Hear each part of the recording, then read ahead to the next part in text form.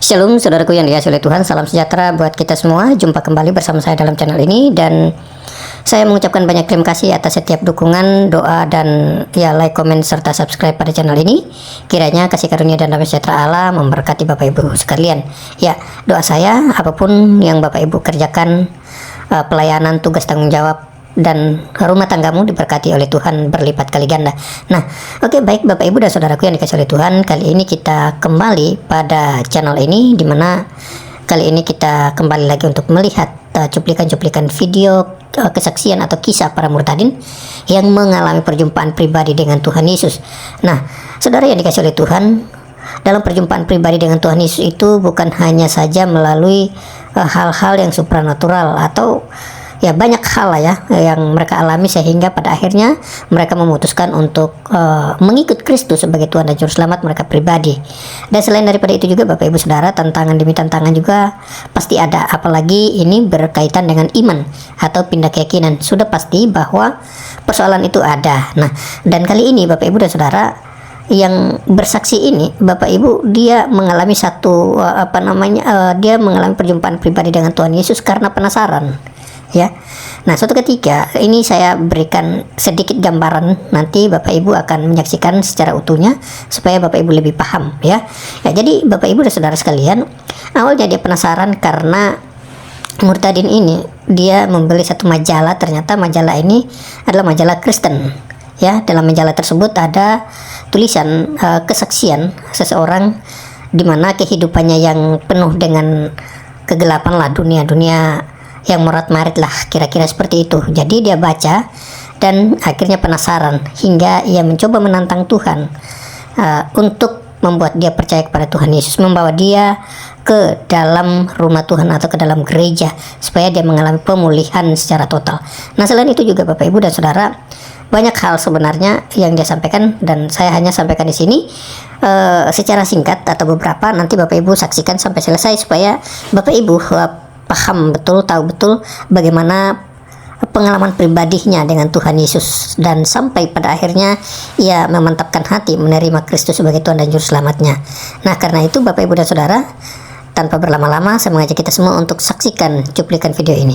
Jangan di skip, tonton sampai selesai supaya Bapak Ibu dan Saudara sekalian mendapatkan poin-poin penting dan terutama berkat yang kita cari supaya kita temukan di sini dalam kesaksiannya. Ini dia cuplikannya.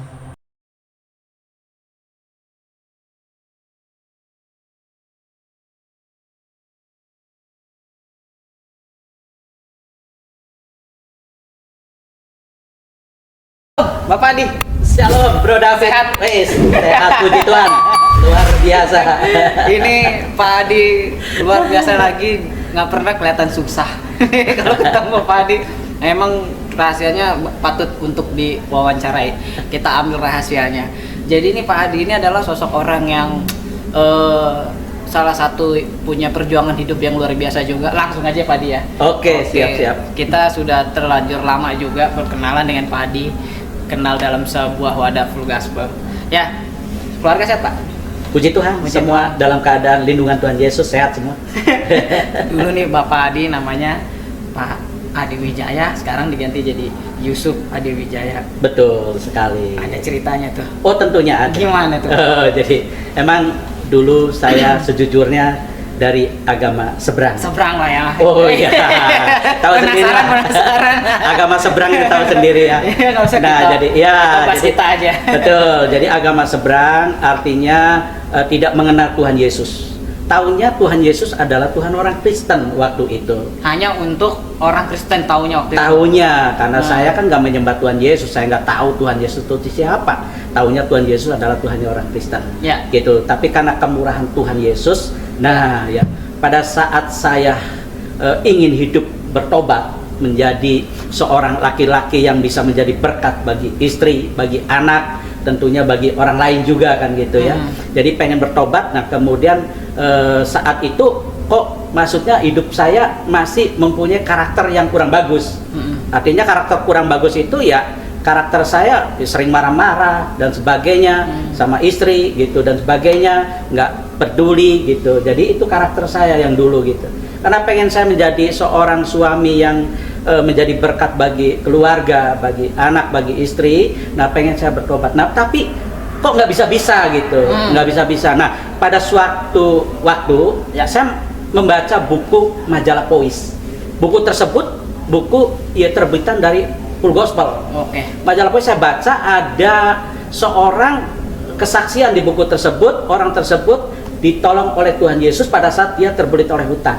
Pada waktu itu pas Pada baca waktu itu, majalah itu. Kemudian saya baca lagi halaman berikutnya, orang tersebut orang moralnya sudah bejat. Yang mereka hidupnya dunia malam dan sebagainya, kemudian ditolong oleh Tuhan Yesus, kemudian mereka akhirnya bisa bertobat.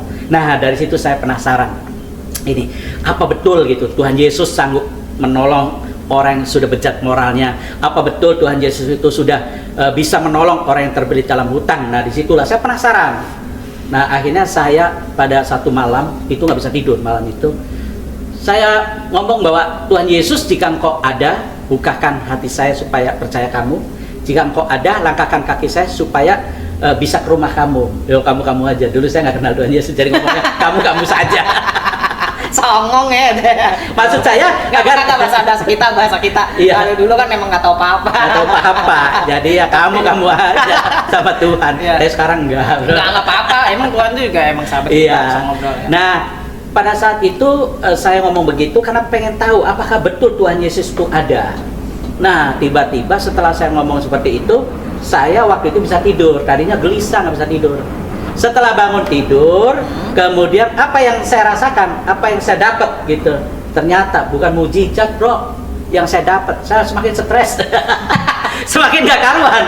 Akhirnya di hari-hari berikutnya saya ngomong lagi sama Tuhan Yesus, Tuhan Yesus, jika Tuhan Yesus, ternyata kamu itu nggak ada.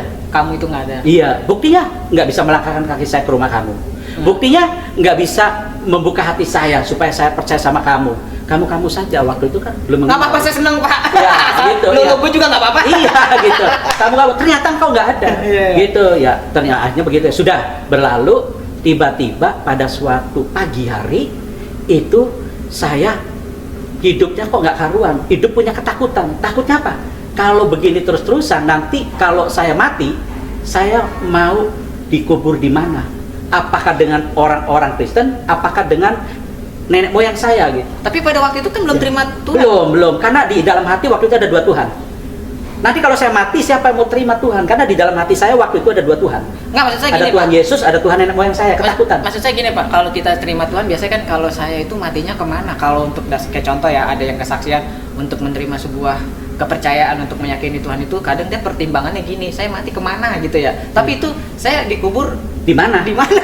Gitu. Maksudnya apakah dikubur dengan orang Kristen atau nenek moyang saya? Oh, iya. Kalau saya mati, siapa yang mau terima? Iya. Apakah Tuhan Yesus ataukah Tuhan nenek moyang saya? Karena saya kan belum terima Tuhan Yesus. Itu maksud saya. Ya. Belum terima Tuhan Ya. Yesus. Masih ada, maksudnya ada dua Tuhan dan harus ambil keputusan. Jadi waktu itu ada pergumulan, ada dua Tuhan di dalam hati, seolah-olah benar ada dua Tuhan. Saya harus ambil tindakan, harus ikut Tuhan Yesus atau tetap pada Tuhan nenek moyang saya. Itu waktu itu nggak gampang, bro, Iya, ambil iya. keputusan ke Tuhan. Tapi tiba-tiba ada dorongan yang sangat dalam. Pada saat itu tanggal 17 Desember tahun 2013, tepatnya jam 8 pagi, tiba-tiba saya bisa berkata, aku percaya Tuhan Yesus. Wih, bro, waktu saya ngomong begitu, hidup saya bener-bener kayak terbang. Beban saya kan dirontokkan, bener-bener hidup saya kayaknya melayang gitu. Beban ringan itu saat itu merinding, bro, kalau saya ngomong begitu, karena masih merasakan saat itu, bener-bener. Nah, dari situlah akhirnya saya mengambil keputusan, saya ikut Tuhan Yesus. Pulang, saya ceritakan ke istri, karena waktu itu istri sudah ke gereja dulu. Nah, kemudian saya cerita, tolong carikan pendeta supaya ngajarin saya bagaimana menyembah Tuhan Yesus. Akhirnya saya malam itu pergi dengan istri, kemudian akhirnya saya diajarin oleh pendeta. Nah, disitulah saya mulai terima Tuhan Yesus sebagai juru selamat di tahun 2013. Bertumbuh sampai sekarang Ya. Pak, ya. Terus Gitu. Pak Adik tuh saya baru tahu istrinya tuh juga dulu istrinya Oh, sudah. Kristen lebih dahulu. Oh, belum. Istri saya dari agama seberang juga, Seberang juga. sama Maksud saya lebih beda duluan agama, siapa ya. gitu, Pak? Oh, istri dulu. Oh, istri dulu. Baru saya gitu. Ah. Nah, baru istilahnya sekarang sudah gereja bersama dengan istri. Oh, gini maksud saya, Pak, Nah, ternyata firman Tuhan tuh ada yang bilang begini, satu orang bertobat biasanya seisi keluarga diselamatkan. Jadi buat ibu, istri juga saya kenal. Halo Bu Ayun. Betul kan, Pak? Betul. Iya, dagangannya enak kok jadi dagangan sih. Jadi luar biasa Pak Adi ini juga punya perjuangan hidup yang luar biasa dari 2013 terima Tuhan Yesus sampai sekarang 2023 10 tahun masih tetap melayani Tuhan. udah 10 tahun loh Pak. Iya, tapi walau istilahnya dalam mengikut Tuhan Yesus nggak mulus bagaikan jalan tol, bro. Nah, itu yang saya mau tanya Pak, itu dulu 10 tahun Pak, apa tuh Pak? Ya. Jangan omongan tetangga, keluarga, ada nggak sih Pak? Untuk omongan tetangga, kemudian untuk yang lain-lain, istilahnya saya tidak ada masalah, tidak ada persoalan. Tapi yang saya hadapi pada saat saya ikut Tuhan Yesus kemudian melayani Tuhan Yesus sampai sekarang saya masih melayani, artinya di Wadah Full Gospel dan juga di Yayasan GBA Pelita Tuhan saya tetap melayani, artinya bahwa dalam menjalani kehidupan itu nggak mulus bagaikan jalan tol. Banyak lika-liku yang saya hadapi, artinya banyak persoalan-persoalan yang saya hadapi, tapi karena kemurahan Tuhan Yesus akhirnya saya bisa berjalan dengan masalah sampai dengan hari ini, sampai dengan saat ini, itu karena kemurahan Tuhan Yesus. Kalau nggak ada Tuhan Yesus, saya mungkin tergeletak, bro. Saya nggak tahu jadi apa gitu. Karena ini penyertaan Tuhan Yesus dalam hidup saya, sehingga Tuhan Yesus yang terus menopang saya, menuntun saya, dan saya merasakan bahwa Tuhan itu benar-benar dekat dengan saya, karena saya mendekatkan diri kepada Tuhan gitu. Saya percaya bahwa hidup saya pasti akan bisa melewati dari masalah demi masalah. Yang tadinya saya mengelola satu perusahaan. Nah, ini. Nah, itu Ya, perusahaan ini. itu. Ya, artinya perusahaan itu perusahaan import. Ya, import saya sering ke China ya untuk cari barang. Itu setiap Guangzhou bulan 4, bulan 10 ke China, di Guangzhou ada pameran, saya selalu pergi ya karena saya mengelola perusahaan, kemudian import barang, kemudian untuk dipasarkan di kota-kota besar yang di Indonesia dan kota-kota kecil. Kemudian dari situ Tuhan izinkan perusahaan itu tutup di tahun 2018. 2018 setelah itu tahun itu. Pada saat saya melayani Tuhan, kemudian saya Itu kan melayani. berat Pak, maksudnya lagi kondisi 2018 OTW COVID Belum ya, itu dari berapa? COVID kan 2019, Itu ini dari belum. Dari 2017 sudah itu, nah kemudian 2018 akhirnya sudah, artinya perusahaan itu diizinkan tutup, perusahaan yang saya kelola diizinkan tutup. Nah, maksud saya begini. kemudian saya nggak ada penghasilan gitu. Nah, itu maksud saya Pak, Nah. 2016 udah 15 tutup ya tuh Pak? 2017 17 tutup. Ya, Nah, 2018 2019 maksud saya kan akan ada Covid tuh, tabungan persediaan gitu loh Pak. Oh ya. Setelah tutup usahanya itu ada lagi nggak usaha? Saya pada saat itu emang betul-betul pada saat perusahaan tutup, kemudian Nah, apapun yang saya miliki, ada juga mobil inventaris perusahaan juga saya kembalikan ke perusahaan, kemudian apa yang saya miliki, motor dan sebagainya akhirnya habis untuk kehidupan. Bahkan tinggal satu rumah, bro, nggak ada lagi, saya tinggal satu rumah, dan karena saya juga terbelit oleh hutang ya, ada kartu kredit harus bayar dan sebagainya gitu. Kemudian juga mau bayar pam air aja saya nggak mampu. Nah akhirnya pam air aja, akhirnya pam air mau dicabut. Nah satu jalan, akhirnya satu cara rumah dijual. Rumah dijual? Akhirnya saya rundingan sama anak sama istri dan kemudian setuju, dan akhirnya rumah dijual. Akhirnya habis, bro, semua. Sudah uang tabungan pun nggak ada, cuma nggak ada. Akhirnya Pak, ya rumah dijual, udah bayar hutang, itu pun nggak ketutup semuanya. Nah kemudian hanya ngontrak di salah satu tempat, gitu. Sampai sekarang? Ya sampai sekarang saya hidup masih ngontrak. Tapi bersyukur saya bisa ngontrak tempat, artinya masih ada tempat untuk bernaung, ada tempat untuk berteduh. Itu karena kemurahan Tuhan. Yang saya lakukan pada saat saya menghadapi badai, walaupun keuangan saya benar-benar mengalami, boleh dikatakan bukan dari nol lagi tetapi minus. Karena minus apa ya istilahnya, saya masih ada utang, kemudian itu yang saya lakukan, saya tidak mundur dalam pelayanan, saya tetap melayani, saya semakin dekat sama Tuhan. Setiap hari saya bangun pagi, sekitar jam 3 saya sudah bangun, saya berdoa sama Tuhan, saya menyembah Tuhan, saya bersujud di hadapan Tuhan. Artinya menyerahkan hidup saya sepenuhnya kepada Tuhan Yesus. Saya tahu Pak. Ya, karena saya yakin hanya Tuhan Yesus yang bisa memberikan pertolongan kepada saya dan keluarga gitu.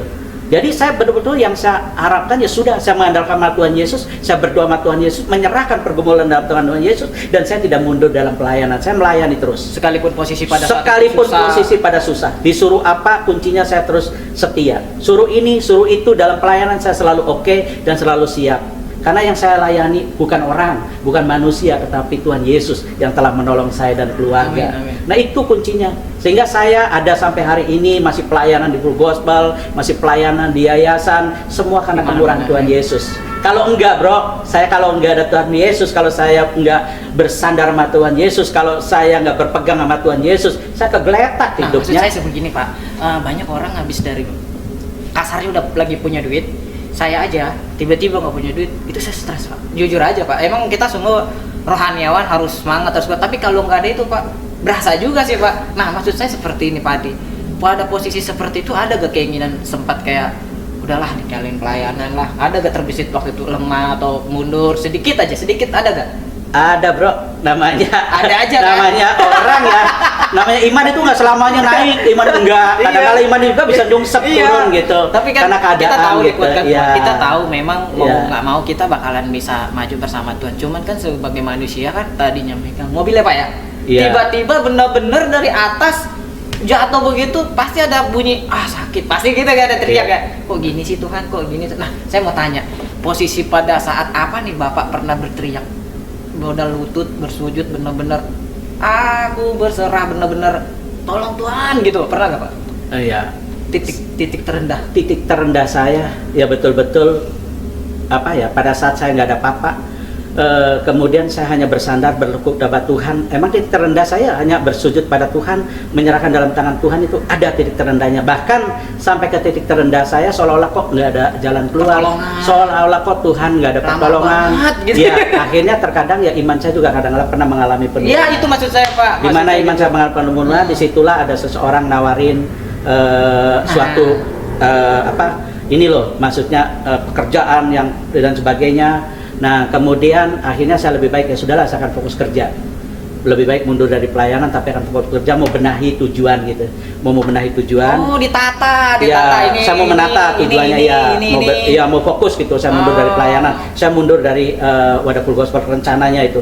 Nah kemudian saya runding sama istri, sama anak juga, artinya udah mencapai tujuan, mau mundur karena akan fokus kepada pekerjaan. Sudah pernah tiba-tiba saya datang pada saat saya minta izin ke pimpinan saya untuk mau mundur, pasti tinggal ngomong, tinggal berapa langkah lagi bro, ketemu pimpinan Tipis saya, ya, tinggal dikit lagi. tinggal langkah lagi tuh, karena ya begitu udah saya mau ngomong bahwa saya mau mundur biasanya begitu tuh. dari pelayanan, tiba-tiba pimpinan saya diajak oleh orang, sekarang harus pergi, harus ke rumah sakit. Wah, saya dari nggak jadi tuh. Nah dari situlah akhirnya saya nggak jadi. Ya saya nggak jadi. Kemudian di situ saya dapat sakit kepala 3 hari. Berarti adalah tanda dari Tuhan bahwa saya tidak diizinkan mundur dari Tidak boleh pelayanan. mundur. Akhirnya saya minta ampunan sama Tuhan, saya berdoa sama Tuhan, Tuhan ampuni saya atas kesalahan saya komitmen mulai hari ini Tuhan, saya ingin menyerahkan tubuh, jiwa, raga saya dari ujung rambut sampai ujung kaki saya, kau boleh pakai untuk melayani Engkau. Nah disitulah titik sini. Pada saat saya mau mundur, tapi ada rencana Tuhan, akhirnya penyerahan total saya, menyerahin Hebat hidup ya. saya dari ujung rambut sampai ujung kaki untuk melayani Ada Tuhan. aja Pak ya. Nah dari situ saya semangat lagi setelah minta ampunan pada Tuhan, setelah itu kemudian saya bangkit lagi, semangat melayani lagi. Sampai sekarang bro, nggak berani bro. mundur dari pelayanan.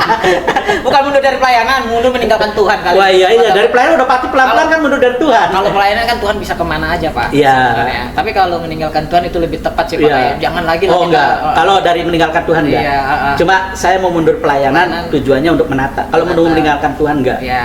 Justru saya takut kalau meninggalkan Tuhan Yesus. Sampai sekarang pun saya jujur takut. Hidup saya takut hanya kepada Tuhan Yesus. Iya. Saya mau melakukan ini justru juga takut Tuhan marah. Saya mau melakukan ini takut tidak menyenangkan hati Tuhan. Karena hidup saya sekarang itu tujuan cuma satu bro, ingin menyenangkan hati Tuhan Is. Yesus. Udah, tujuan hidup saya. Gitu, Alright. nggak ada lagi tujuan hidup saya ingin menyenangkan hati Tuhan. Bagaimana menyenangkan? Kenapa? Tuhan Yesus telah menolong saya. Tuhan Yesus telah menyelamatkan istilahnya keluarga saya. Nah itulah.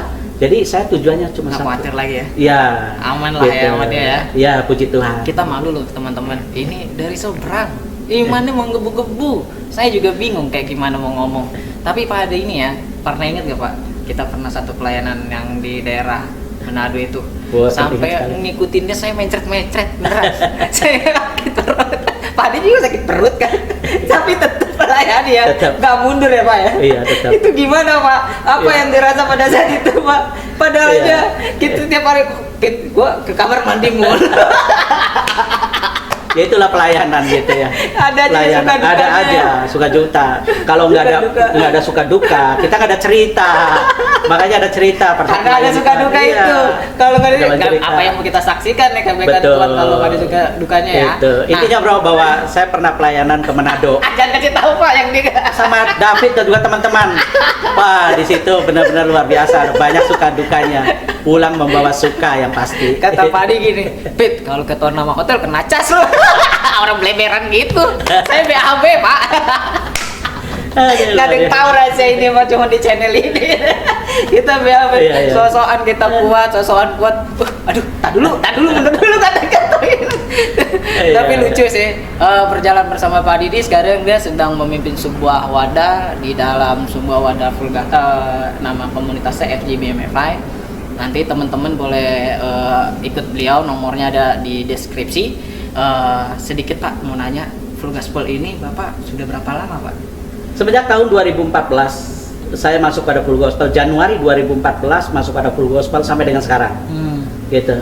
Dan puji Tuhan di Full Gospel saya dipercaya awalnya sebagai member Dulu, kemudian dari bawah dipercaya dulu ya. sebagai chapter presiden, kemudian saya dipercaya lagi sebagai regional direktur, kemudian Keren. dipercaya lagi sebagai RDD, Airlift Landlift, itu regional artinya Direktur Airlift Landlift di regional DKI 3. Kemudian saya dipercaya sekarang sebagai RVP, Regional Vice President. Gitu. Iya. Tempatnya di Palem kan? Ya. Acara-acara. Kalau ada setiap hari acara, Selasa, ya setiap itu hari. semua bukan karena kepandaian saya, Bro. Iya.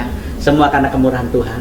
Iya, kita Gitu. malu loh. Dia bisa jadi leader bukan di situ doang. Ada lagi namanya Yayasan Gemar Baca Alkitab Pelita Tuhan, Pak.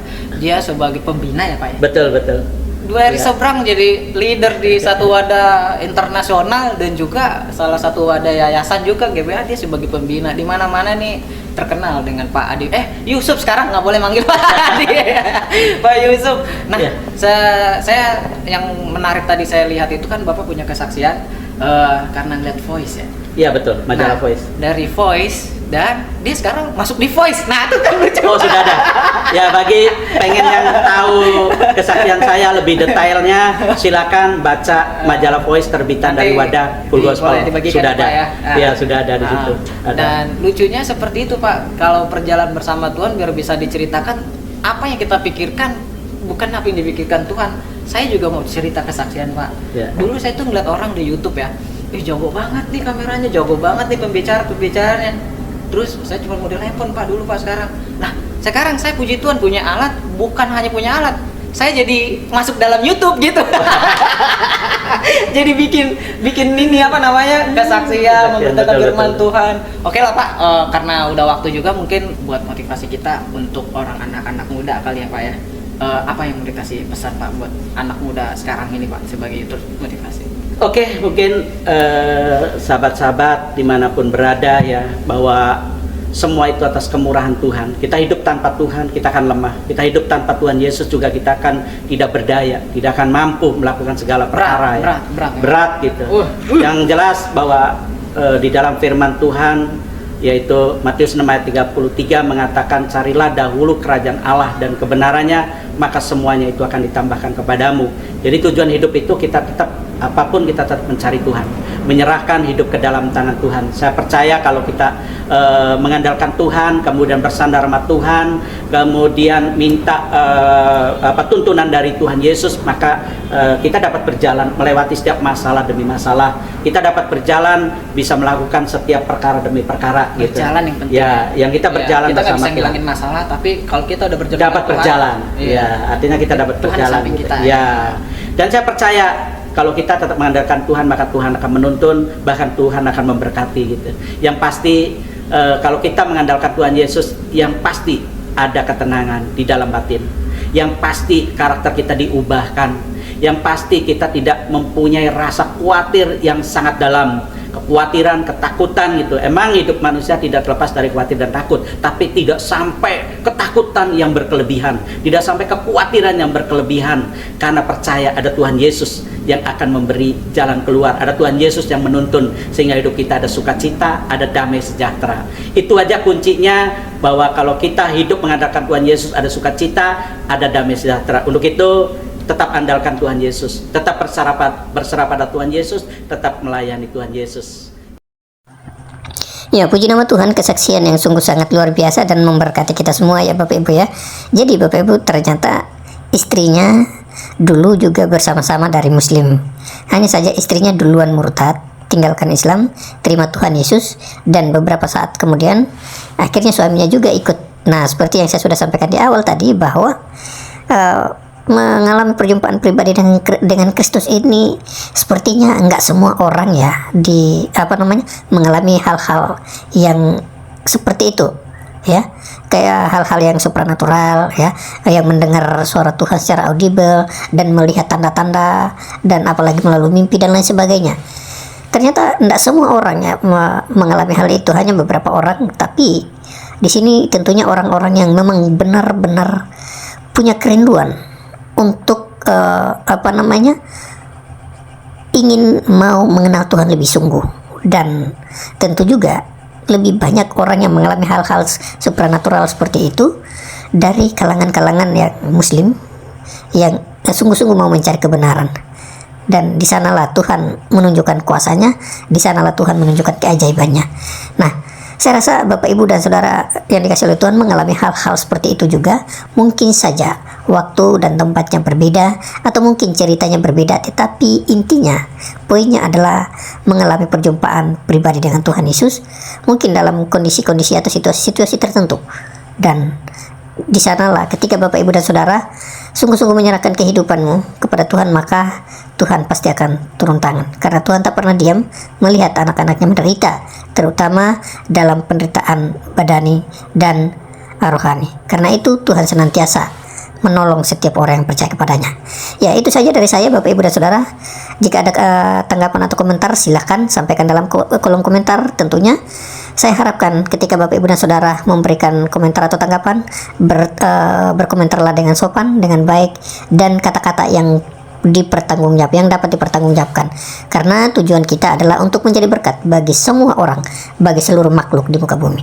Karena itu Bapak Ibu Saudaraku, silakan tinggalkan jejakmu melalui kolom komentar, karena kembali saya katakan, tujuan kita adalah menjadi berkat sebanyak orang, sebanyak mungkin jiwa mengenal Tuhan Yesus Kristus.